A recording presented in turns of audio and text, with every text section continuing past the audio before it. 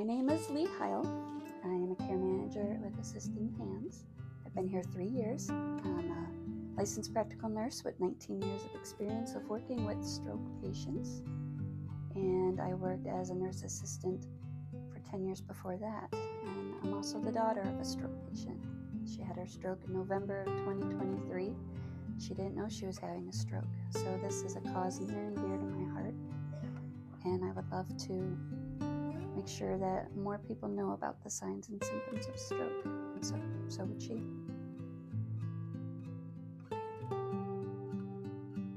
So warning signs can vary greatly between people. Like for my mother, she had dizziness, she had a sudden headache, she didn't feel well, she had floaters in her vision, and just a sense of unease. Some people have a sense of numbness or tingling on one side of their body. Sometimes you notice that they have a slurred speech or they can't form words well. I have taken care of a stroke patient that was younger, 50s. You think of 50s as your prime of life, really. And she had a stroke and didn't seek treatment right away, and she became paralyzed. She was a hemiplegic, which means that she pretty much lost function on one side of her body, and she ended up having to live out the rest of her life in a nursing home because she really couldn't do anything for herself anymore. And it was really unfortunate because she was a grandmother, couldn't pick up her grandbabies anymore. She couldn't feed herself, take herself to the bathroom, couldn't walk. She was stuck in a wheelchair. Very difficult, but she was still alert and still vibrant in her personality.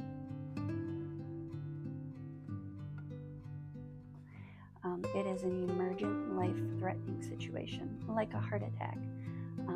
It's not the time to call a doctor, it's time to call 911. Typically, they will assess you for stroke once you get to the ER, and they will initiate treatment almost immediately. In my mother's case, she didn't think she was having a stroke because she really wasn't aware of the symptoms, so she put herself to bed, and it's a miracle that she woke up the next morning. When she did, she felt that something was wrong. She couldn't speak right, and her right hand was completely numb. So that's when she called me, and I called 911.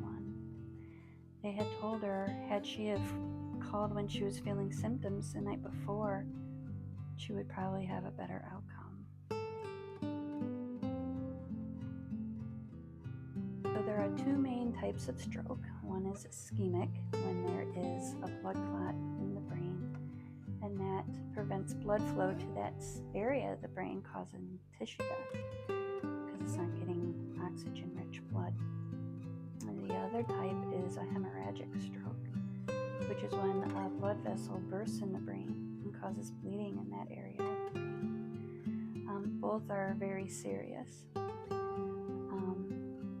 A lot of times people with obesity have high blood pressure. Blood pressure is a huge risk factor. So the immediate treatment period after a stroke is the most critical time to receive care and intensive therapy, and that will include hours a day of physical, occupational, speech therapy, and that would include exercises to help your balance. If you have a deficit there, it's completely tailored to you and how it presented itself in your body. If you have weakness, you will need to learn how to compensate for that weak side. A lot of times that will involve strengthening your good side so that it can compensate for that loss.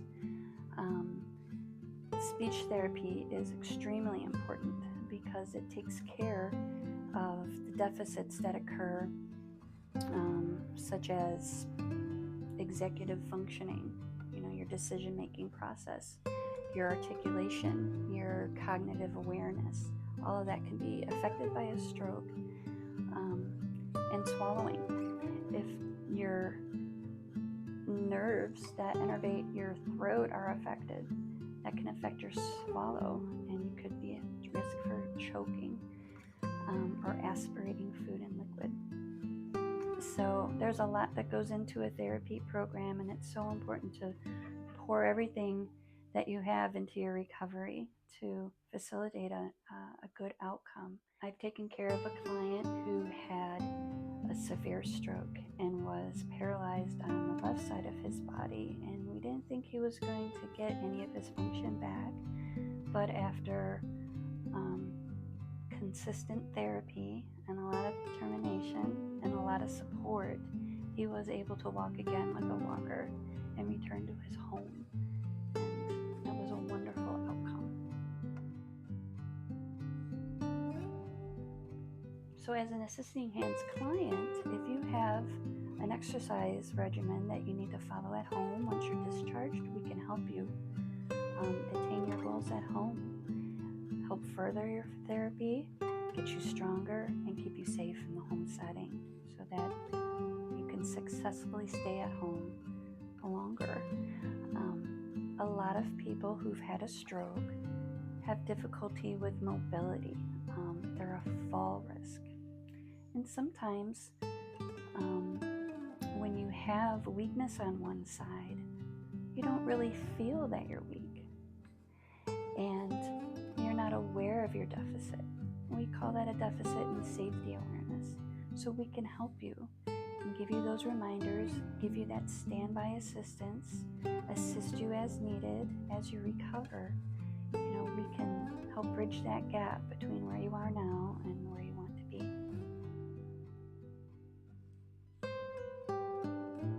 So that is fiction. Although it does have a greater prevalence in the elderly population, we see them in the prime of life, and even children can have a stroke.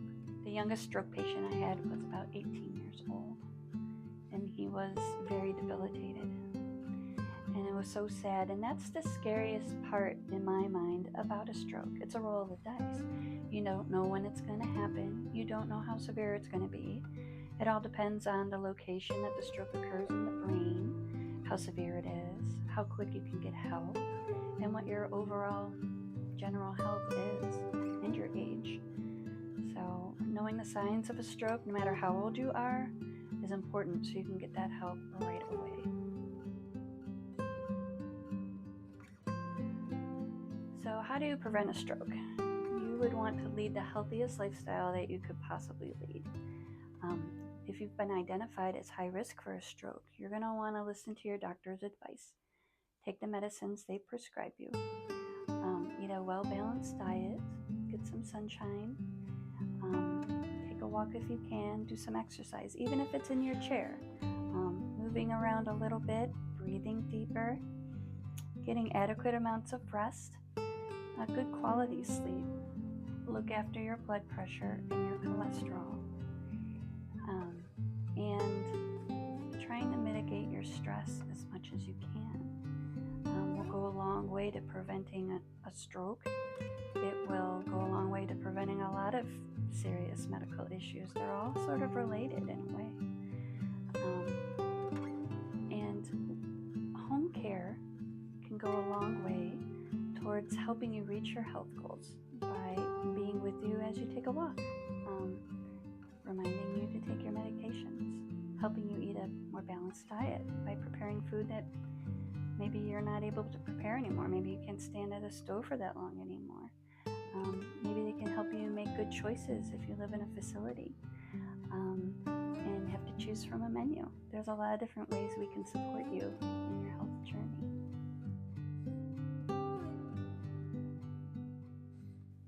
Patients just coming home from the hospital or a rehab stay are at a high risk for falling and other accidents in the home because of their decreased mobility and their weakness, especially if they have pronounced weakness on one side of the body. They might not be able to grip something as strongly. They drop things. They have a hard time navigating stairs. Sometimes a stroke will affect their vision and their what we call the proprioception, which is your awareness of your body in space, which will impact how you navigate stairs. It impacts your depth perception. So there's a lot of things going on that are still trying to heal that put you at risk for falling and injuries. The shower is a huge risk zone. It's a fall risk zone. Getting in and out of the shower, you might not be able to get your foot over the tub all the way, or the step into the step-in shower. You will probably need to have your home assessed for equipment to make your stay at home safer. Having people come into your home and see how you interact in your home and manage in your home is very helpful. And therapists will help you determine what you need to be safe in your home.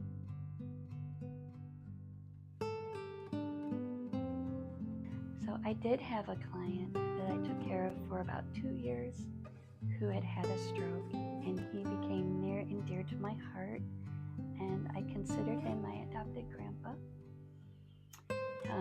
The stroke that he had left him pretty weak on one side, and he needed us to help him with his exercises so he wouldn't get stiff in his leg, his hip, his knee.